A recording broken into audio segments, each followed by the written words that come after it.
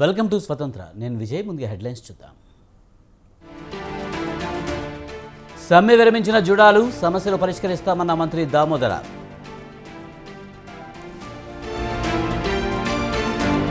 Effective governance మా విధానం, ప్రజలకు ఇబ్బంది కలిగించవద్దని అధికారులకు బాబు సూచన.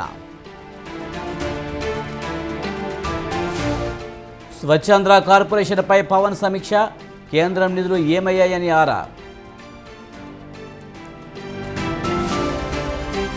కేంద్ర మంత్రిని కలిసిన బీజేపీ ఏపీ ఎంపీలు, విశాఖ ఉక్కును శైలిలో చేర్చాలని వినతి.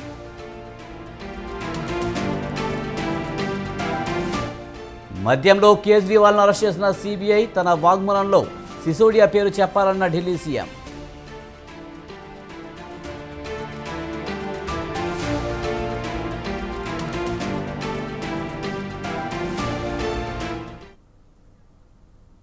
ఎలాంటి ఉత్కంఠ లేదు, అంతకు మించిన ట్విస్టులు లేవు. పేరుకు ఎన్నిక జరిగిందే కానీ ఫలితంలో మాత్రం మార్పు లేదు. 18వ లోక్సభ స్పీకర్గా ఓం బిర్లా మరోసారి తిరిగి ఎన్నికయ్యారు. దీంతో లోక్సభలో ఎన్డీఏ పైచేయి సాధించినట్లయింది. అటు బలం లేకపోయినా ఎన్నిక వరకు వెళ్లిన ఇండియా కూటమికి భంగపాటు తప్పలేదు.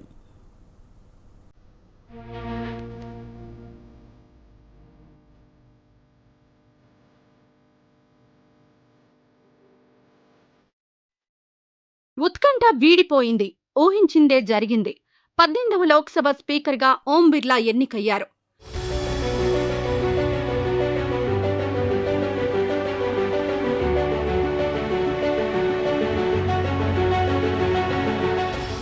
లోక్సభ సభాపతి పదవి విషయంలో అధికార విపక్షాల మధ్య ఏకాభిప్రాయం సాధ్యం కాకపోవడంతో ఎన్నిక అనివార్యమైంది. దీంతో అధికార ఎన్డీఏ కూటమి తరపున రాజస్థాన్లోని కోటా నుంచి విజయం సాధించిన ఓం బిర్లా బరిలో దిగారు. ఇండియా కూటమి తరపున కె సురేష్ పోటీలో నిలిచారు.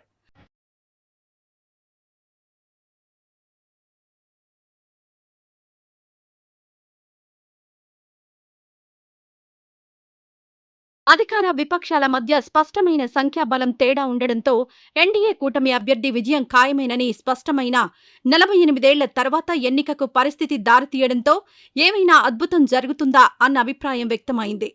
కానీ స్పీకర్ ఎన్నిక సందర్భంగా అలాంటిదేమీ చోటు చేసుకోలేదు.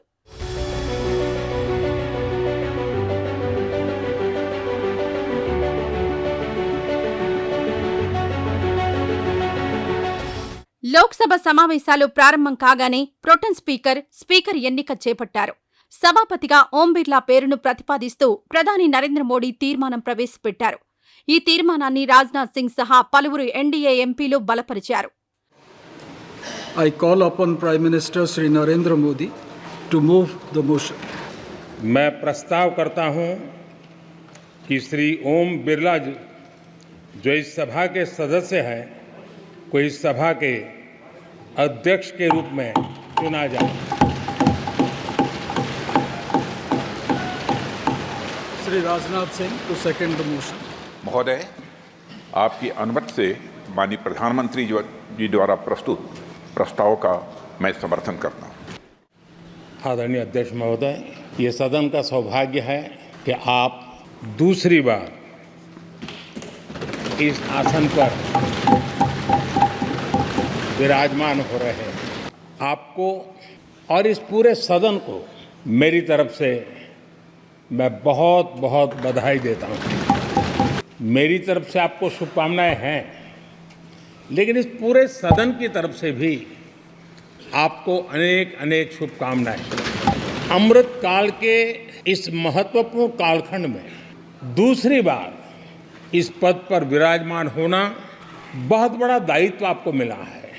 और आपका 5 वर्ष का अनुभव और आपके साथ हम लोगों का 5 साल का अनुभव, हम सबका विश्वास है कि आप आने वाले 5 साल हम सबका मार्गदर्शन भी करेंगे और देश की आशा अपेक्षाएं पूर्ण करने के लिए ये सदन अपना दायित्व निभाने में आपकी बहुत बड़ी भूमिका रहेगी. ఇక ఇండియా కూటమి తరపున కె సురేష్ పేరును శివసేన యూబీటీ వర్గం ఎంపీ అరవింద్ సావంత్ తీర్మానం తీసుకొచ్చారు. దీన్ని పలువురి విపక్ష ఎంపీలు బలపరిచారు. Item number 12. Mic is not working. Sir, Honorable Chairman, sir. that Shri Kodikunil Suresh, a member of this House, be chosen as the Speaker of the House, sir. Thank you. Shri N.K. Premchandran to second Sir, the motion. I second the motion moved by my learned friend Shri Anand Saban to nominate Shri K. Suresh as the Speaker. I'd like to congratulate you for your successful election for the second time that you have been elected. I'd like to congratulate you on behalf of the entire opposition, on behalf of the India Alliance. This House represents the voice of India's people, and you, Speaker Sir, are the final arbiter of that voice. Of course, the government has political power, but the opposition also represents the voice of India's people. And this time, the opposition represents significantly more voice of the Indian people than it did last time. Speaker Sir, the opposition would like to assist you in doing your work. We would like the House to function often and well. Speaker Sir, it is very important that cooperation happens on the basis of trust. It is very important that the voice of the opposition is allowed to be represented in this House. మూజువాణి విధానంలో voting చేపట్టారు pro tem speaker. దీంతో ఓం బిర్లా విజేతగా నిలిచినట్లు ప్రకటించారు pro tem speaker Bhartrihari Mahtab. That Shri Om Birla, a member of this House, be chosen as the Speaker of this House. Those in favor may say aye. Those against may say no. The motion is adopted. Shri Om Birla is declared elected as the Speaker of this House. 18వ లోక్సభ సభాపతిగా ఎన్నికైన ఓం బిర్లాకు ప్రధాని మోడీ, ప్రతిపక్ష నేత రాహుల్ గాంధీ సహా వివిధ పార్టీలకు చెందిన ఎంపీలు అభినందనలు తెలిపారు. लोकसभा के नवनिर्वाचित अध्यक्ष जी को मैं बहुत बहुत बधाई और शुभकामनाएं देना चाहता हूं। जहां प्रधानमंत्री जी और हमारे साथी लीडर ओपोजिशन ने आपको बधाई दी है, वहीं मैं भी उनसे जुड़ कर के आपको बधाई देना चाहता हूं। आप इस सदन के स्पीकर दोबारा चुने गए हैं। आपके पास 5 साल का जहां अनुभव रहा है, वहीं आपके पुराने और नए सदन का भी आपको अनुभव रहा है। मैं अपनी तरफ से, अपने साथ के सभी सदस्यों की तरफ से बहुत बहुत बधाई और शुभकामनाएं देता हूं। जिस पद पर आप बैठे हैं, इससे बहुत गौरवशाली परंपराएं जुड़ी हुई हैं और हम सब यही मानते हैं कि बिना भेदभाव के आगे बढ़ेगा। लोकसभा के अध्यक्ष के रूप में आप हर सांसद और हर दल को बराबरी का मौका और सम्मान देंगे। आपका अंकुश विपक्ष पे तो रहता ही है, लेकिन आपका अंकुश सत्ता पक्ष पे भी रहे। आपके इशारे पर सदन चले, इसका उल्टा ना हो। 48 ఏళ్ల తర్వాత లోక్సభ స్పీకర్ పదవికి జరిగిన ఈ ఎన్నికల్లో గెలవడం ద్వారా ఓం బిర్లా అరుదైన ఘనత సాధించారు. MA Ayyangar, GS Dhillon, Balram Jakhar, GMC Balayogi తర్వాత వరుసగా రెండోసారి స్పీకర్ పదవి చేపట్టిన ఎంపీగా నిలిచారు.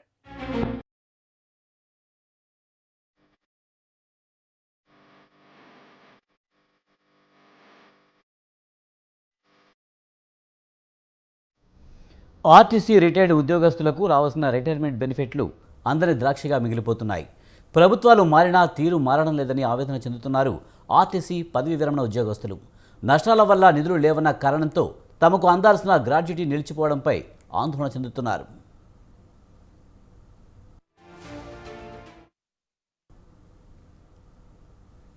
గతంలో పదవీ విరమణ పొందిన ఉద్యోగులకు వీడ్కోలు కార్యక్రమంలోని సత్కారాలు, సన్మానాలతో పాటు వారికి రావాల్సిన రిటైర్మెంట్ బెనిఫిట్స్లో కొన్నిటిని అదే రోజు చెల్లించి జర్జాగా సాగనంపేవారు.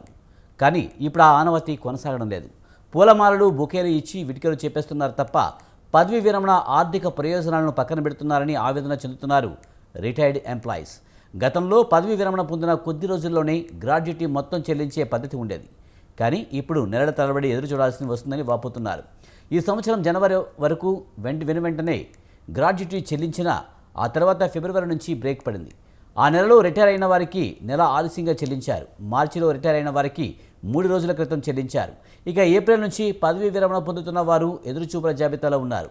వీరికి ఎప్పుడు చెల్లిస్తారో స్పష్టత లేదు.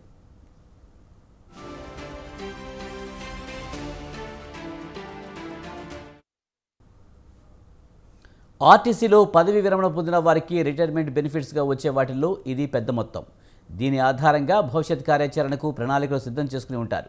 కానీ ఆ మొత్తం చేతికి అందడంలో జరుగుతున్న జాప్యం ఆర్టీసీ కార్మికుల్లో గందరగోళానికి కారణమవుతుంది. డ్రైవర్, కండక్టర్ లాంటి వారికి దాదాపు 10 లక్షల నుంచి 15 లక్షల వరకు ఈ మొత్తం అందాల్సి ఉంటుంది. ఈడీ లాంటి పెద్ద పోస్టులోని అధికారులకు 60 లక్షల వరకు చెల్లించాల్సి ఉంటుంది. చిరుద్యోగులుగా ఉండి రిటైర్ అయిన వారు ఇప్పుడు ప్రత్యామ్నాయ నిధి లేక ఈ మొత్తంపైనే ఆశలు పెట్టుకుంటున్నారు. దాదాపు 500 కుటుంబాలు ఇప్పుడు ఆ మొత్తం కోసం ఎదురు చూస్తున్నాయి.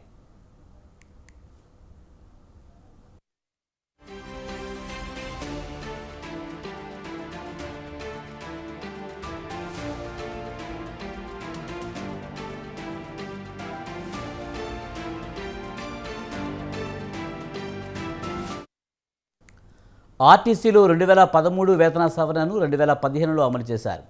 2 ఏళ్ల బకాయిల్లో 50% మొత్తాన్ని బాండ్ రూపంలో చెల్లించాల్సి ఉంటుంది. సర్వీసు ఉద్యోగులకు పెండింగ్లో పెట్టిన రిటైర్ అయిన వారికి వెంటనే చెల్లిస్తూ వస్తున్నారు. కానీ జనవరి నుంచి రిటైర్ అయిన వారికి కూడా చెల్లించడం నిలిపివేశారు. కాంగ్రెస్ ప్రభుత్వం కొలువు తీరిన నేపథ్యంలో అందరు ఉద్యోగులకు బాండ్ బకాయిలు చెల్లించనున్నట్లు 3 నెలల క్రితం సీఎం రేవంత్ రెడ్డి హామీ ఇచ్చారు. కానీ కొన్ని నిధులే విడుదల కావడంతో ఇటీవల కేవలం డ్రైవర్లకు చెల్లించి వదిలేశారు. జనవరి నుంచి రిటైర్డ్ ఉద్యోగులకు చెల్లింపులు మాత్రం పునరుద్ధరించలేదు. ఒక్కో ఉద్యోగికి దాదాపు 1.5 లక్షల వరకు అందాల్సి ఉంది. దాదాపు 1500 రిటైర్డ్ ఉద్యోగుల కుటుంబాలు ఈ నిధుల కోసం ఎదురుచూస్తున్నారు.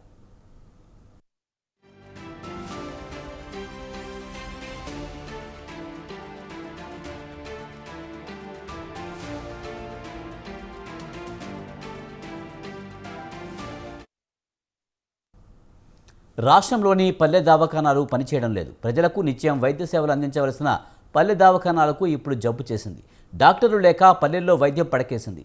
ప్రభుత్వం నోటిఫికేషన్లు వేస్తున్నా కూడా గ్రామీణ ప్రాంతాల్లో వైద్యం చేసేందుకు డాక్టర్లు ముందుకు రావడం లేదు. దీంతో లక్షలు వెచ్చించి నిర్మించిన ప్రభుత్వ వైద్యశాలలు అలంకారప్రాయంగా మారాయి.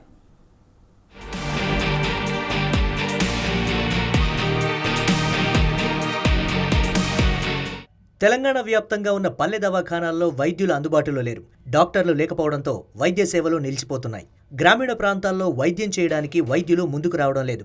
రాష్ట్ర వ్యాప్తంగా 4000కు పైగా పల్లె దవాఖానాలుంటే అందులో 2000కు పైగా దవాఖానాల్లోనే డాక్టర్లు అందుబాటులో ఉన్నారు.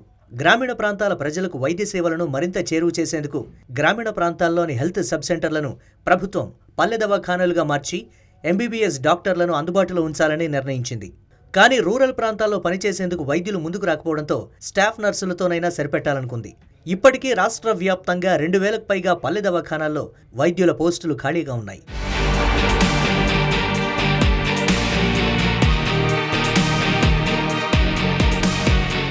గ్రామీణ ప్రజలకు వైద్యం మరింత చేరువ చేసేందుకు నిర్మించిన పల్లె దవాఖానాలు వాడకంలోకి రావడం లేదు. గ్రామీణ ప్రాంతాల్లో వైద్యం చేసేందుకు వైద్యులు ముందుకు రాకపోవడంతో ఉమ్మడి ఖమ్మం జిల్లాలో 11, భద్రాద్రి కొత్తగూడెం జిల్లాలో 27 చోట్ల వైద్యుల పోస్టులు ఖాళీగా ఉన్నాయి. 2021లో నాటి బీఆర్ఎస్ ప్రభుత్వం తెలంగాణ వ్యాప్తంగా ఉన్న 4830 ప్రాథమిక ఆరోగ్య కేంద్రాలను పల్లె దవాఖానాలుగా మార్చింది. ప్రాథమిక ఆరోగ్య కేంద్రాలుగా ఉన్నప్పుడు ఒక ఏఎన్ఎం మాత్రమే ఉండేవారు. ఆమెకు ఆశా, అంగన్వాడీ కార్యకర్తలు సహకరించేవారు. వర్షాకాలంలో వచ్చే వ్యాధుల వల్ల ఏరియా, జిల్లా కేంద్ర ప్రభుత్వ ఆసుపత్రులపై భారం పడేది. ఓపీలు ఎక్కువగా ఉండడంతో జ్వరం లాంటి చిన్న చిన్న జబ్బులకు గ్రామీణ ప్రాంతాల్లోనే వైద్య సేవలు అందించేలా ప్రభుత్వం పల్లె దవాఖానాల రూపంలో ప్రణాళిక చేసింది. డెంగ్యూ కానీ, మలేరియా కానీ రకరకాల వ్యాధులు ప్రబలేటువంటి ఈ సీజన్లో మనందరికీ కూడా తెలుసు. మరి ప్రజలు ఇబ్బంది పడేటువంటి పరిస్థితి ఉంటుంది. కాబట్టి గత ప్రభుత్వం ఏదైతే పల్లె దవాఖానాలు నిర్మించి లక్షల రూపాయలు ఖర్చు పెట్టి పల్లె దవాఖానాలు అయితే నిర్మించారు, కానీ సరైన వైద్య సిబ్బంది లేకుండా, మరి మందులు లేకుండా మరి ప్రజలు చాలా అనేక ఇబ్బందులు పడ్డటువంటి పరిస్థితి ఉన్నది. కానీ ఇప్పుడు ప్రభుత్వం మారింది. ఇప్పుడు వచ్చినటువంటి ఈ కొత్త ప్రభుత్వం, కాంగ్రెస్ ప్రభుత్వం అయినా మరి పల్లె దవాఖానాల్లో సరైన సిబ్బందిని నియమించి, మరి వైద్యులను నియమించి, అదేవిధంగా మందులు సరఫరా చేసి తగినటువంటి స్టాఫ్ను కూడా నియమించి పల్లె దవాఖానాలని మరి వినియోగంలోకి తీసుకురావాలని చెప్పి ఈ ప్రభుత్వాన్ని మేము కోరుకుంటా ఉన్నాం. పల్లె దవాఖానాల్లో ఒక డాక్టర్, ఫస్ట్ ఏఎన్ఎం, సెకండ్ ఏఎన్ఎంను స్టాఫ్గా నిర్ధారించారు. ఎంబీబీఎస్ వైద్యులు లేని చోట మిడిల్ లెవెల్ హెల్త్ ప్రొవైడర్ను నియమించారు. బీఎస్సీ నర్సింగ్, బీఏఎంఎస్ అభ్యర్థులను వైద్యులుగా ఎంపిక చేస్తున్నారు. వారు పట్టణాల్లో ప్రభుత్వ నియామకాల్లో ఎంపిక కావడంతో కొందరు వెళ్లిపోతున్నారు. మరికొందరు పీజీ సీట్లు రావడంతో రిజైన్ చేస్తున్నారు. పనిచేస్తున్న MLHPలకు కేంద్రం 60%, రాష్ట్ర ప్రభుత్వం 40% వేతనం చెల్లిస్తుంది. కానీ కేంద్రం నుంచి సకాలంలో నిధులు రాలేదన్న సాకుతో వేతనాలు నిలిపివేస్తూ ఉండడంతో వైద్యులు ఆందోళన చేయాల్సిన పరిస్థితులు కూడా ఉత్పన్నమవుతున్నాయి. ఈ నేపథ్యంలోనే చాలామంది పల్లె దవాఖానాల్లో పనిచేయడానికి సుముఖత చూపడం లేదు. దీంతో జలుబు, జ్వరం, ఫ్లూ లక్షణాలు ఉన్నవారికి పల్లె దవాఖానాల్లో మందులు అందిస్తున్నారు. ఇతర అనారోగ్య సమస్యలతో వచ్చిన వారిని జిల్లా కేంద్ర ప్రభుత్వ ఆసుపత్రికి, ప్రాంతీయ ఆసుపత్రులకు రిఫర్ చేస్తున్నారు. ఈ రోజు సీజన్ వచ్చింది, ఇప్పటికీ వర్షాకాలం స్టార్ట్ అయింది. వర్షాకాలం స్టార్ట్ అవుతున్నటువంటి సందర్భంలో రకరకాలటువంటి కొత్త జబ్బులు వస్తున్నటువంటి పరిస్థితులు ఉన్నాయి. ఇంకా రావటానికి అవకాశం ఉన్నాయి. డెంగ్యూ, మలేరియా, డయేరియా లాంటి రకరకాలటువంటి జబ్బులు రావటానికి అవకాశం ఉన్నటువంటి పరిస్థితి ఉన్నది. ఆ పరిస్థితి రాకముందే ఖచ్చితంగా ఇప్పుడున్నటువంటి కొత్త ప్రభుత్వం అయినా ఆ సబ్సిడీ ఏదైతే పల్లె దవాఖానాలు ఉన్నారో ఆ పల్లె దవాఖానాలకు కట్టినటువంటి బిల్డింగులలో మరి డాక్టర్లని నియమించాల్సిన అవసరం ఉంది. తక్షణమే డాక్టర్లను నియామకం చేసి రాబోయేటువంటి ఈ సీజనల్ వర్షాకాలం టైంలోకి మరి ప్రజలకు చికిత్స అందుబాటులో ఉండే విధంగా తగు చర్యలు తీసుకోవాలని ఈ సందర్భంగా మేము కోరుతున్నాం. భద్రాద్రి కొత్తగూడెం జిల్లాలో మొత్తం 153 పల్లె దవాఖానాలుండగా 27 చోట్ల ఒక్కరు కూడా సిబ్బంది లేరు. ఇక ఖమ్మం జిల్లాలో 161 పల్లె దవాఖానాలుండగా వాటిలో 61 చోట్ల ఖాళీలుండడంతో పార్లమెంట్ ఎన్నికల ముందు నోటిఫికేషన్ వేశారు. వీటిలో కొన్ని భర్తీ కాగా ఇప్పటికీ 11 చోట్ల ఖాళీలున్నాయి. నాటి నోటిఫికేషన్ ఎంపికైన వారిలో కొందరింకా జాయిన్ కాలేదు. ఆ ఖాళీలు కూడా అలానే ఉన్నాయి. చాలా చోట్ల పల్లె దవాఖానాలు, పాత పంచాయతీ భవనాలు, స్కూల్ బిల్డింగ్లు, గ్రంథాలయాల్లో కొనసాగుతున్నాయి. ప్రస్తుతం పల్లె దవాఖానాలకు సొంత భవనాలు నిర్మిస్తున్నారు. పంచాయతీరాజ్ శాఖ ఆధ్వర్యంలో 20 లక్షల రూపాయలతో నూతన బిల్డింగ్లను నిర్మిస్తున్నారు. ఈ దవాఖానాల్లో 3 గదులు, ఓ స్టోర్ రూమ్ ఉంటుంది. మొత్తం 1020 చదరపు అడుగులు ఉండేలా పల్లె దవాఖానాలను డిజైన్ చేస్తున్నారు.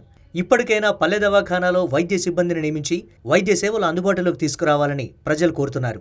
వర్షాకాలంలో వచ్చే సీజనల్ వ్యాధుల నుంచి కాపాడేలా వైద్య సేవలు అందుబాటులోకి తేవాలంటున్నారు.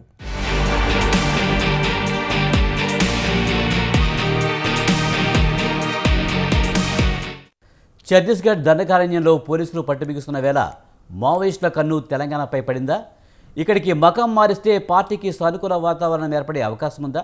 ఇప్పటికే సరిహద్దు రాష్ట్రంలో సేఫ్ జోన్ సెలెక్ట్ చేసుకున్నారా అంటే అవుననే సమాధానం వినిపిస్తుంది.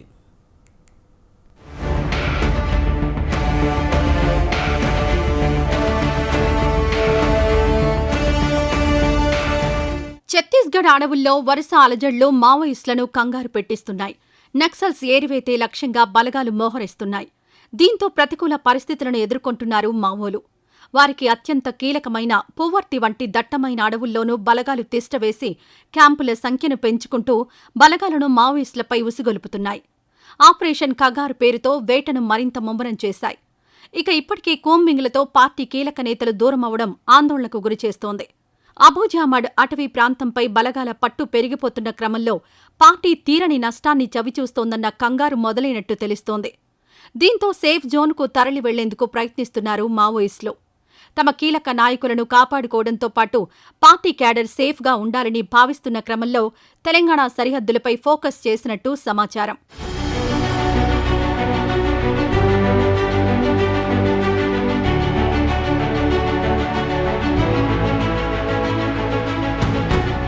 ఇంతకుముందు గోదావరి ప్రాణహిత తీరం జిల్లాలైన భద్రాద్రి కొత్తగూడెం, ములుగు, మంచిర్యాల, జయశంకర్ భూపాలపల్లి, కొమరం భీం, ఆసిఫాబాద్లతో పాటు ఏపీలోని అల్లూరి సీతారామరాజు జిల్లాలోనూ మావోయిస్టులు పట్టు కోసం విఫలయత్నం చేశారు. కొన్ని ప్రాంతాల్లో కమిటీలను ఏర్పాటు చేసినప్పటికీ ఆయా కమిటీల బాధ్యులు మాత్రం దండకారణ్యానికే పరిమితమయ్యారు. అడపాదడపా లేఖలు, పోస్టర్లు, బ్యానర్ల ద్వారా ప్రచారం చేయడం, మీడియాకు ప్రెస్ నోట్లు పంపించడం వంటి చర్యల వరకే ఆగిపోయారు. దీంతో పార్టీ విస్తరణ విషయంలో సానుకూల ఫలితాలు పొందలేక వెనుకడుగు వేసిన సందర్భాలు చాలా ఉన్నాయి. అయితే ఇప్పుడు అబూజామాడ్ అటవీ ప్రాంతంలో మావోయిస్టులు ప్రతికూల వాతావరణాన్ని ఎదుర్కొంటున్న క్రమంలో ప్రత్యామ్నాయ ఏరియాను గుర్తించేందుకు దృష్టి పెట్టినట్టుగా తెలుస్తోంది. ఇందులో భాగంగానే భద్రాద్రి కొత్తగూడెం, అల్లూరి సీతారామరాజు, జయశంకర్ భూపాలపల్లి, ములుగు జిల్లాలకు పొరుగునే ఉన్న సరిహద్దు అటవీ ప్రాంతాలను షెల్టర్ జోన్గా ఏర్పాటు చేసుకునే పనిలో నిమగ్నమైనట్టుగా సమాచారం. ఈ క్రమంలోనే బూబీ ట్రాప్స్ ఏర్పాటు చేయడం, మందు పాత్రలను సిద్ధం చేయడం వంటి చర్యలకు పూనుకుంటున్నట్టు తెలుస్తోంది.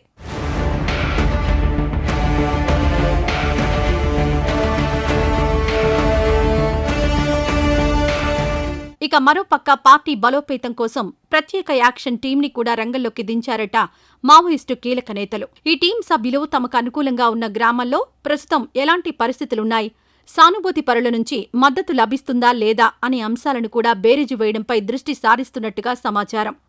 దీంతో పాటు ఆయా పార్టీలకు చెందిన నాయకుల కదలికలపై కూడా ఫోకస్ పెట్టినట్టు తెలుస్తోంది. అయితే ఇటీవల చర్ల మండల కేంద్రంలో 5గురిని 2 రోజుల క్రితం ఛత్తీస్గఢ్ పోలీసులు అదుపులోకి తీసుకుని విచారిస్తున్నారు. తెలంగాణలో మావోయిస్టుల ఎత్తులు ఏంటన్న దానిపై ఆరా తీస్తున్నారు. మరోవైపు భద్రాద్రి జిల్లా పోలీసులు బూబీ ట్రాప్స్ ను ట్రేస్ చేయగా, ములుగు జిల్లా పోలీసులు మందు పాత్రలను అమర్చుతున్న వారిని అరెస్ట్ చేయడంతో పాటు మందుగుండు సామాగ్రిని స్వాధీనం చేసుకున్నారు. సరిహద్దు ప్రాంతాల్లో స్వీయ రక్షణ చర్యలు తీసుకున్నట్టయితేనే తాము సేఫ్గా ఉంటామని భావించిన మావోయిస్టులు మందు పాత్రలను అమర్చడం, బూబీ ట్రాప్స్ ఏర్పాటు చేయడం వంటి చర్యలకు పూనుకుంటున్నట్టుగా పోలీసులు భావిస్తున్నారు.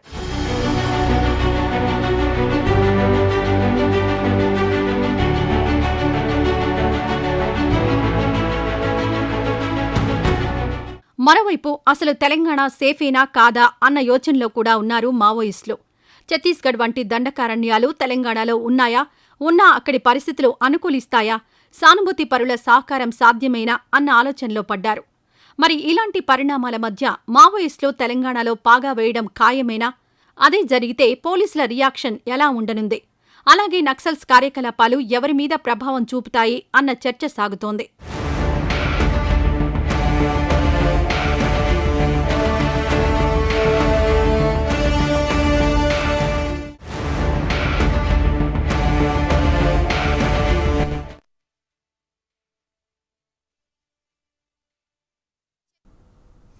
భాగ్యనగరంలో డ్రగ్ కల్చర్ విపరీతంగా పెరిగిపోతుంది. యువతే లక్ష్యంగా చేసుకున్న కొందరు అక్రమార్కులు యథేచ్ఛగా తమ కార్యకలాపాలు సాగిస్తున్నారు. మాదక ద్రవ్యాల కట్టడికి ప్రభుత్వాలు ఎన్ని చర్యలు చేపడుతున్నా ఈ దందా ఆగడం లేదు. విపరీతంగా పెరుగుతున్న గంజాయి, డ్రగ్స్ రవాణా పోలీసు అధికారులకు కంటి మీద కునుకు లేకుండా చేస్తుంది. అందుకే డ్రగ్స్ కల్చర్పై ఉక్కుపాదం మోపడానికి సర్కారు సమాయత్తమైంది.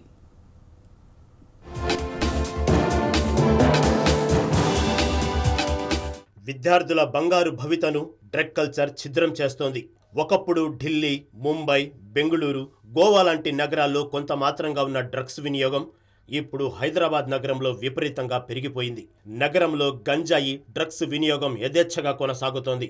యువతే లక్ష్యంగా మాదక ద్రవ్యాల విక్రేతలు తమ స్వార్థం కోసం విద్యార్థులు, నిరుద్యోగులను రకరకాల ఆకర్షణతో ఈ ఉచ్చులోకి దించుతున్నారు.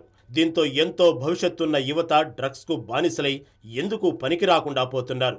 విపరీతంగా డ్రగ్స్కు బానిసలైన కొందరు రోగగ్రస్తులవుతున్నారు, మరికొందరు సంఘ విద్రోహులుగా మారుతున్నారు.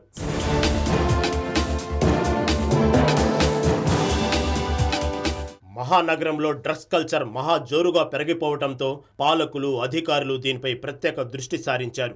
ప్రశాంత సమాజాన్ని అల్లకల్లోలం చేయడానికి కొందరు స్వార్థపరులు డ్రగ్స్, గంజాయిని యథేచ్ఛగా సరఫరా చేస్తున్నారు. డ్రగ్ పెడ్లర్స్ను ఎట్టి పరిస్థితుల్లో ఉపేక్షించకూడదు. రాష్ట్రంలోని ప్రతి గ్రామంలో డ్రగ్ నియంత్రణ కమిటీలు వేసి డ్రగ్ మహమ్మారిని తరిమేయాల్సిన అవసరం ఎంతైనా ఉంది. ప్రజా సహకారంతో పోలీసులు డ్రగ్స్ నిర్మూలనకు కృషి చేయడం మంచి పరిణామం.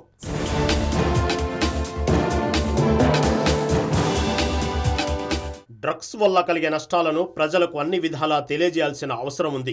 ఇంటర్నేషనల్ యాంటీ డ్రగ్స్ డే సందర్భంగా డ్రగ్స్ నియంత్రణకు ప్రతిన పూనడం, డ్రగ్స్ చేపట్టే కార్యక్రమాలు చేపట్టడం అత్యంత ఆవశ్యకం. సిటీలోని పాఠశాల, కళాశాల విద్యార్థులకు డ్రగ్స్ వల్ల కలిగే నష్టాలను ఎప్పటికప్పుడు తెలియజేయాలి. డ్రగ్స్ నిర్మూలనలో సంఘ విద్రోహ శక్తులను పట్టుకోవడంలో ప్రతి పౌరుడు ముందుండాలి. ఇందులో విద్యార్థులు ముందుండి పోలీసులకు అన్ని విధాలా సహకరించాలి.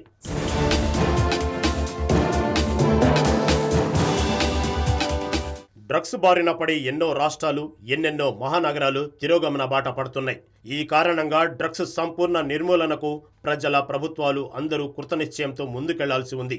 డ్రగ్స్ బారిన పడిన వారికి కౌన్సిలింగ్ ఇచ్చి వారిని సరైన మార్గంలోకి తీసుకురావాల్సి ఉంది.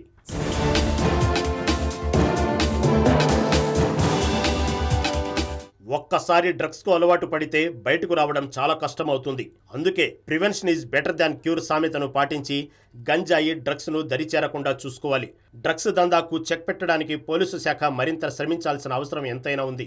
చాప కింద నీరులా గ్రామాలకు పాకిన గంజాయికి చెక్ పెట్టాల్సి ఉంది. డ్రగ్స్ సప్లయర్స్, పెడ్లర్స్, రేవ్ పార్టీలపై గట్టి నిఘా పెట్టి నగరంలో డ్రగ్ కల్చర్కు చెక్ పెట్టాలి.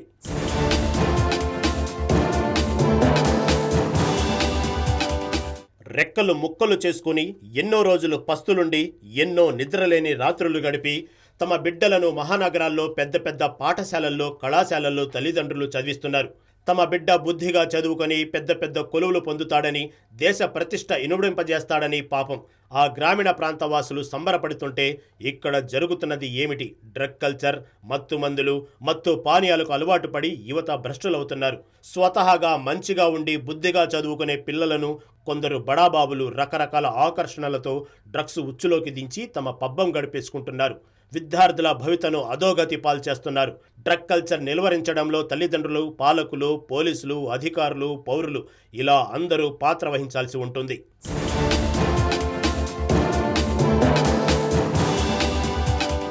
డ్రగ్స్కు వ్యతిరేకంగా పనిచేస్తామని, డ్రగ్స్ తీసుకుపోమని ప్రతి ఒక్కరూ ప్రతినబుని ఆ ప్రతిజ్ఞకు కట్టుబడి ముందుకెళ్లాల్సిన అవసరం ఎంతైనా ఉంది.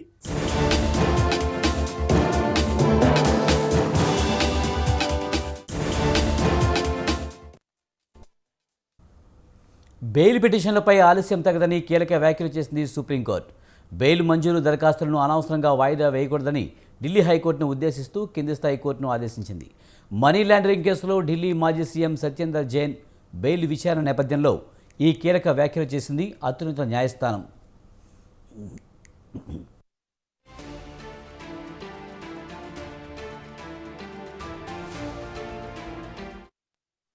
తన బెయిల్ విషయంలో ఢిల్లీ హైకోర్టు తీరును వ్యతిరేకిస్తూ సుప్రీంకోర్టును ఆశ్రయించారు మాజీ మంత్రి సత్యేంద్ర జైన్.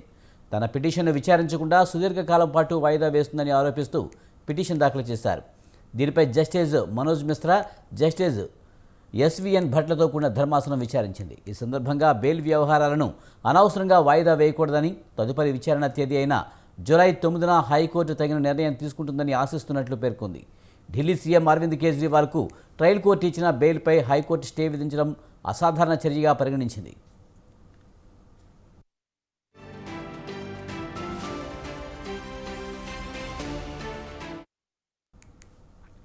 ఇక విచారణ సందర్భంగా జైన్ బెయిల్ దరఖాస్తు వీగిపోయేలా చేయడానికే ఈడీ అసంపూర్ణ ఛార్జ్షీట్ను సమర్పించిందని ఆయన తరపు సీనియర్ న్యాయవాది అభిషేక్ మను సుప్రీంకోర్టు దృష్టికి తీసుకువచ్చారు. జైన్ 4 కంపెనీల ద్వారా అక్రమ ధనం చలామణి చేశారని 2017లో సిబిఐ ఎఫ్ఐఆర్ దాఖలు చేసిందని, అదే ఎఫ్ఐఆర్ ఆధారంగా 2022లో జైన్ను అరెస్టు చేసిన ఈడీ దర్యాప్తును సకాలంలో పూర్తి చేయలేకపోయిందని తెలిపారు.